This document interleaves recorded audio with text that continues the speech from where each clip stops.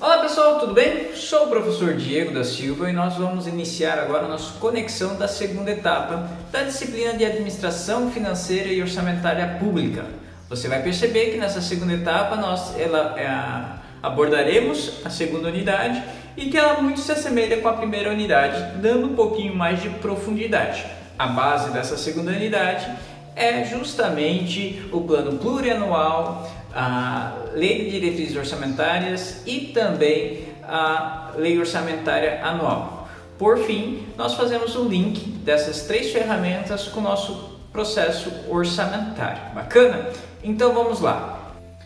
Como você sabe, os programas que temos hoje de PPA, LDO e LOA, ele foi estabelecido já pela nossa Constituição Federal e foi ela que fez essa vinculação de planejamento e orçamento no seu artigo 24 e que afirma que compete à União, Estados e municípios legislar concorrentemente sobre o orçamento público.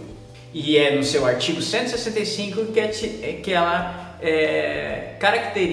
caracteriza os três planos: plano plurianual, lei de diretrizes orçamentárias e a lei orçamentária anual. É importante ressaltar que os planos eles atenderão o exercício financeiro que coincidirá com o exercício anual, no caso, do dia 1º de janeiro ao dia 31 de dezembro de cada ano. Lembrando sempre que nós temos como o plano plurianual a vigência de 4 anos. Ainda na Constituição Federal estabelece que o PPA ele estabelecerá de forma regionalizada as diretrizes, objetivos e metas da administração pública federal para as despesas de capital e outras delas decorrentes, bem como para os programas de duração continuada. Então o plano plurianual ele basicamente vem para responder 3 perguntas. O que a população pede, que então seria melhores serviços e com maior qualidade. Também o que a população quer saber, de que maneira será gasto, aplicado o dinheiro público e qual será o resultado. Então, o que a população vai cobrar? Esses resultados. Por meio do plano plurianual, eu defino quais serão os serviços e atendo às necessidades da população com mais serviços e com serviços de melhor qualidade. Defino como será a utilização do serviço público para entregar esse gasto com maior eficiência e entrego os resultados para a minha população. Como nós falamos já no nosso primeiro conexão, o plano plurianual ele tem vigência de 4 anos, mas ele se inicia no segundo ano de mandato e não no primeiro. O primeiro ano de mandato de um agente público, no caso de um cargo eletivo, ele está fazendo o cumprimento do último ano do plano plurianual do presidente anterior, do governador anterior ou então até mesmo do prefeito anterior. Então, toma posse no dia 1º de janeiro, somente no 1º de janeiro do ano subsequente é que ele estará exercendo o próprio plano plurianual. Então, no primeiro ano ele executa o plano plurianual do presidente anterior, governador anterior ou prefeito anterior. Saiba que o plano plurianual ele deverá conter de maneira explícita qual o objetivo, qual o órgão, programas, que traga de maneira explícita qual o órgão fiscalizador e executor, qual é o objetivo, qual o valor e prazo de conclusão, quais serão as fontes de financiamento e qual o indicador que deverá ser alterado com a execução dos programas desse plano. Então eu tenho lá alguns indicadores, por exemplo, de criminalidade.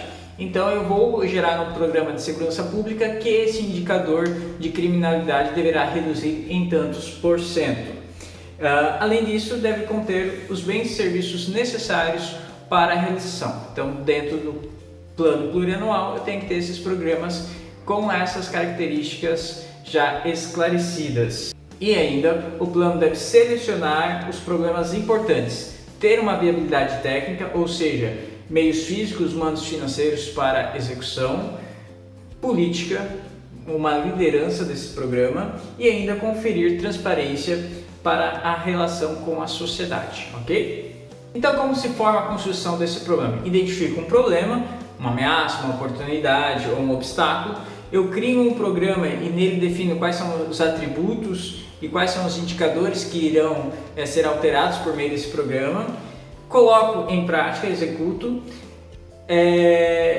verifico a realização dessa entrega por meio de unidades de medidas, metas físicas e também depois avalio o resultado, se as ameaças foram eliminadas, se as oportunidades foram aproveitadas e se os obstáculos foram vencidos, ok? É importante ressaltar também que a Lei de Diretrizes Orçamentárias ela nunca será rejeitada. Por que ela nunca será rejeitada? Simplesmente pelo fato de que uma sessão iniciada para a votação da LDO ela não pode ser encerrada até sua aprovação. Ou seja, se em algum momento dessa sessão houver as discussões e não houver a aprovação, ela deverá ser modificada dentro da própria casa e alterada até que haja a votação suficiente para a sua aprovação.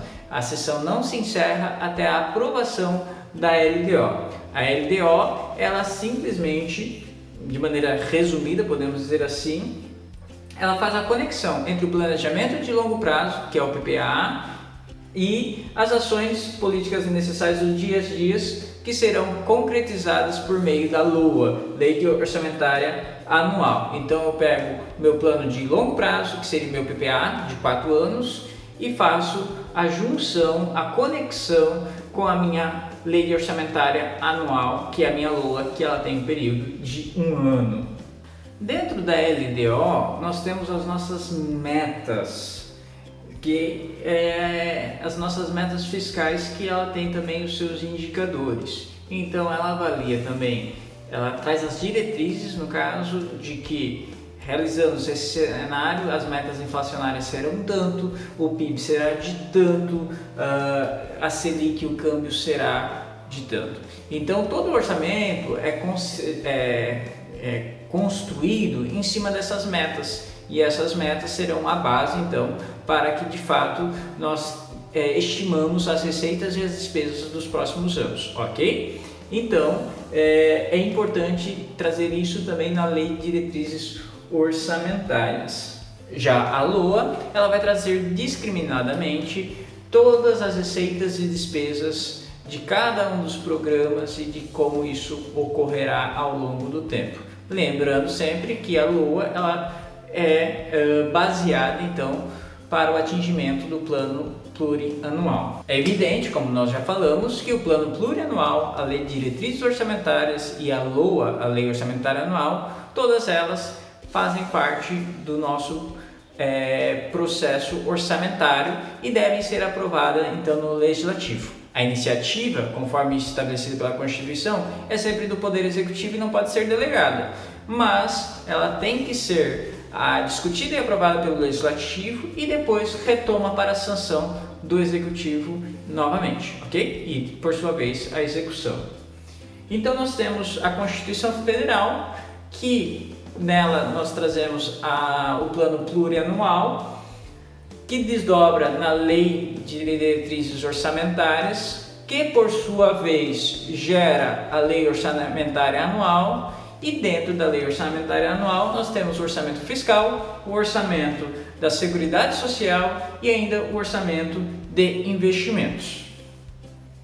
É bacana falar que nós temos aí uma hierarquia. Nós temos então o plano plurianual, que ele tem a vigência de 4 anos, que ele estabelece os objetivos, os indicadores e metas, as despesas de capital e de custeio das derivadas e também despesas continuadas.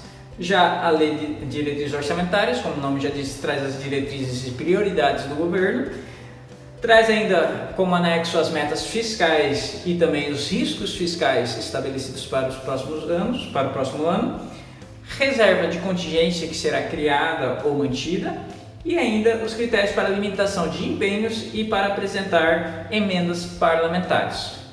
Por sua vez, ainda abaixo então da LDO, nós temos a LOA, Lei Orçamentária Anual, que nós teremos então o detalhamento de cada receita, o detalhamento de cada despesa, quais são os créditos suplementares por decreto e ainda as referências para o cronograma mensal de desembolso e previsão bimestral de receitas. Então, quando a gente fala de previsão bimestral de receitas, lembra lá no nosso outro conexão que a gente falou de créditos adicionais de contingenciamento? Então é por meio da realização ou não dessa previsão de receita em que se há então um contingenciamento, ou seja, eu vou segurar a liberação de alguns recursos porque não se cumpriu a meta de receitas, ou ainda eu posso pedir créditos suplementares, que é aquilo que foi orçado, mas de maneira insuficiente, créditos especiais que foi para alguma despesa que não foi prevista no nosso orçamento, e ainda créditos extraordinários, que são aquelas situações em que de calamidade pública, de emergência ou coisa nesse sentido. Bacana? Ainda nessa segunda unidade, nós trazemos o conceito de planejamento estratégico. Dentro da área pública não é tão diferente da área privada. Então, o planejamento estratégico ele deve ser sempre visto com 3 dimensões: estratégico, tático e operacional. Quando nós falamos então de planejamento estratégico, é importante ressaltar que ele deve ser construído de maneira conjunta e não isoladamente, para que tenha um maior engajamento. Então, para isso, os governos eles estabelecem comissões para trabalhar junto na execução disso. Ele envolve os entes públicos nisso e também ele pode convidar a sociedade por meio de audiências públicas para discussão do orçamento. Então, o orçamento participativo é o nome dado para essa maneira. Então, com isso, é estabelecido as prioridades em que o governo irá trabalhar, normalmente condizente com o seu plano de governo apresentado até antes mesmo da sua eleição, né?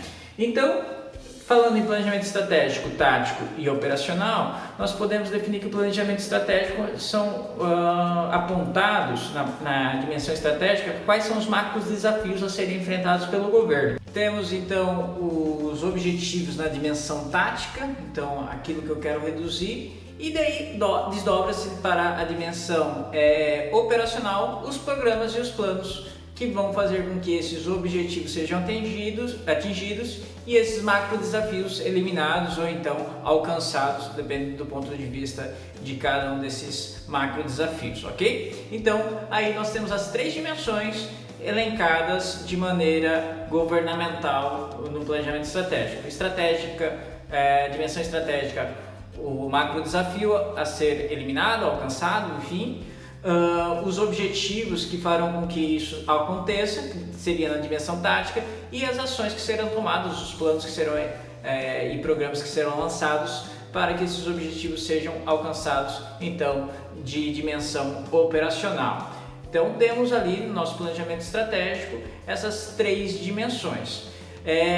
Essa é uma das etapas do nosso planejamento estratégico, então, dividindo nas dimensões. E ainda temos como planejamento estratégico a necessidade de revisão das nossas valores organizacionais, da nossa visão e da nossa missão como instituição pública. Ainda temos também que fazer uma análise do ambiente interno e externo para lançar esses programas que são o PPA, LDO e LOA. Quando a gente fala de analisar o ambiente interno e externo, a gente pode lançar mão de uma ferramenta chamada análise SWOT, que todos vocês já devem ter ouvido falar, que é onde eu analiso internamente nossas fraquezas e nossas forças, e externamente nós analisamos nossas ameaças e também nossas oportunidades como nação, como estado ou como município. Então, definindo isso, realizando essa análise de cenário, nós identificamos quais são os macro desafios, quais são os objetivos, traçamos as estratégias para que isso ocorra e por fim, quais objetivos de indicadores a serem alcançados, né? Redução da criminalidade, por exemplo, maior acesso à saúde pública e por fim, então, os programas e planos de ação para que isso de fato tenha um impacto na sociedade.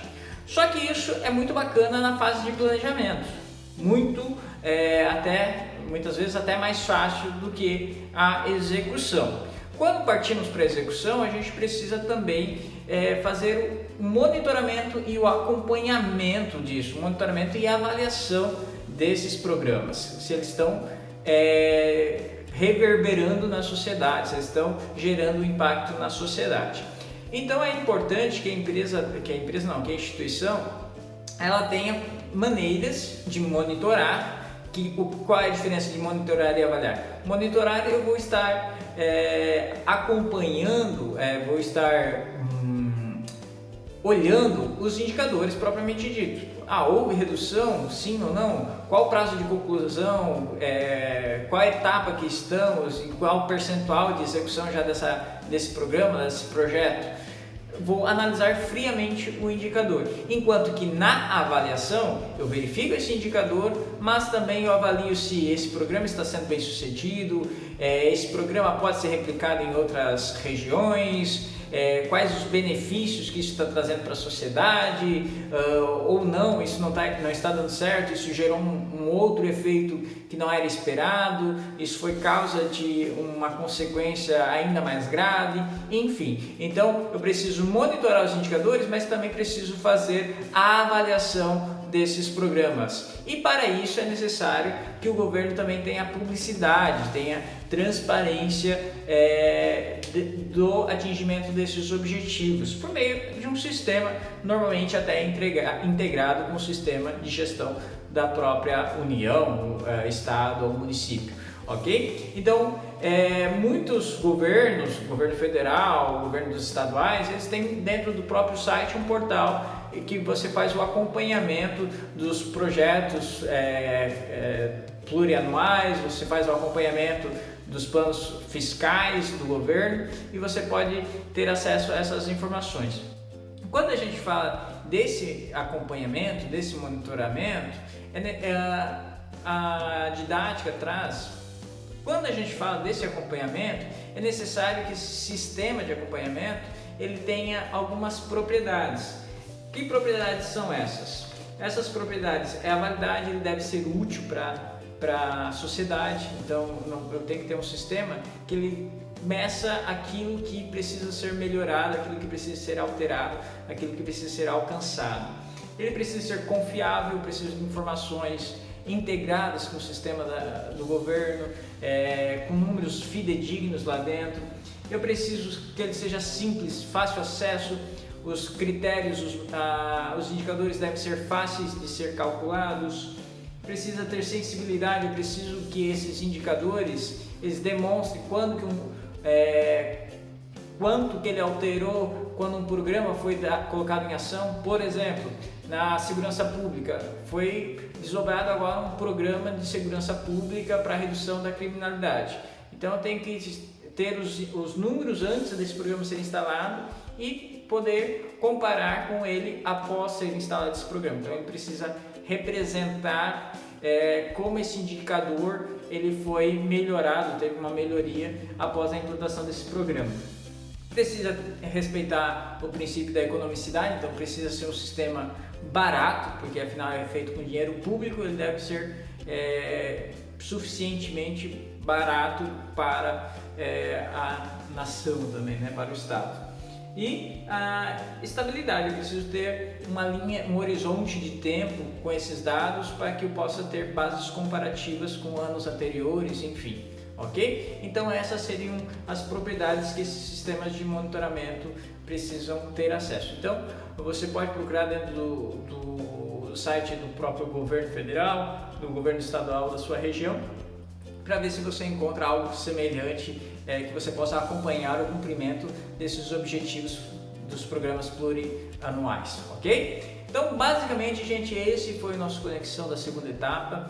Você viu que ele tem uma conexão muito grande com a unidade 1. A unidade 1 e a unidade 2 são bastante integradas, enquanto que na unidade 1 a gente falou mais superficialmente, na unidade 2 a gente se aprofundou um pouquinho mais, ok? Então, desejo a vocês bons estudos, aprofunde-se no material, conexão não basta, é preciso que você se aprofunde, leia os trechos de lei que estão no nosso material, acessem os links que lá estão expostos para que você possa compreender com mais profundidade, ok? Um grande abraço e até a próxima. Tchau, tchau!